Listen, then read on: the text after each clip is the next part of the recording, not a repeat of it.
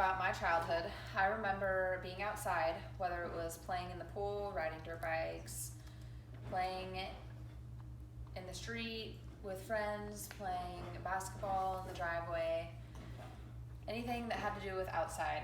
And I loved being outside. As I become aware that my streets become barren from children playing outside, those memories fade away into silence. Truth of the matter is that violent video games have affected kids that excessively play them. Although video games have also been influential on our generation, video games also have been a lot more violent and negative and have awful effects as well. I'm first going to explain the phenomenon that video games have provoked. Then I'm going to explain the mental and physical effects of violence on kids. Lastly, I'm going to talk about these effects and how they have effects on social skills.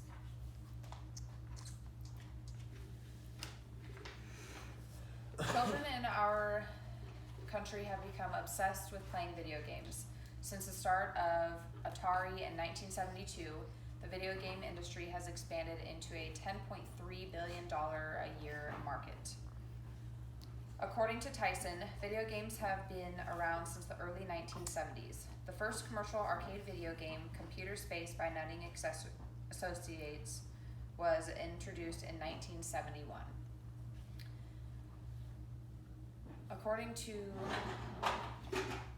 since then, the gaming industry has only been growing larger with the growing technology. Although these games provide entertainment for young kids, it doesn't come without a cost. Over time, kids have become less social, more obese, and more violent. Now that we know a little bit about the phenomenon, let's talk about the effects it has on children. The massive growth of video games has mental and physical effects on children's health. Video games started off with a ball bouncing off two paddles or getting a frog across the street. Now games are bordering the line of excessive violence, enacting upon some of our deepest desires but unable to express them due to the laws that would be violated. In Grand Theft Auto, you run around town picking up jobs that go from killing people to stealing vehicles to win the game.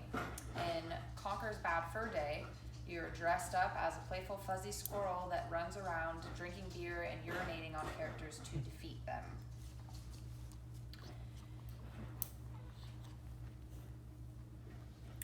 In the Journal of the American Medical Association, 90% of the games played today actually reward the player to injure another person, and these were the games rated teen. These types of gracious violence portrayed in video games transfers over into the everyday lives of these children. Studies of children exposed to violent video games have shown that they become immune or numb to the horror of violence and show more aggressive behavior, and acquire more violence. Furthermore, children accept the violence as a way to handle their problems. Studies have shown the more realistic the video game and more exposure to the game, the greater impact it has on children. For example, a child in Kentucky brought a revolver to school and shot 8 students. Police then pinpointed the source to the video games that the child was playing. The child ended up ranking more than 10,000 hours of shooting murder-style games that rewarded the player for headshots. Lastly, these games are not only bad for aggression, they're also bad for children's health and social skills. Even if the games weren't violent, another health effect is not exercising like they should. In Pediatrics Journal, it states 9 million kids are overweight, which is 3 times the amount in the 1980s. I'm not saying the games are the sole profiteer for the increase, but for children playing a video game, they usually take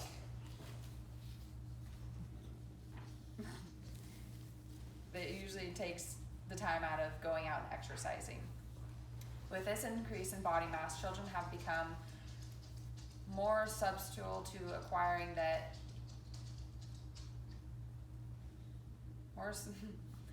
acquiring what are usually known as diabetes that people can get later on in life. In an Australian geographic study, when kids were asked what they wanted to do on a sunny day, only 32% of them wanted to play outside. Another problem with these children is playing these games is their inability to communicate with their peers. Dr. Ricardo Salguero states video games are an addictive behavior much like a drug dependency. His results from a test on dependency of video games consulted that 10% of children between 8 and 12 years old played for more than 4 hours per day, eliminating the socialization they could have been playing outdoors with other kids. Sargirl also states the earlier the children start playing video games, the worse their interactions with other children become. In conclusion, the information gathered from doctors and physicians show violence, obesity, and lack of social skills that have accumulated since the beginning of video games.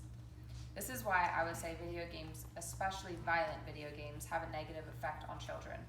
Parents need to become more aware of not only the types of video games their kids are playing, but also the time that's spent playing the video games.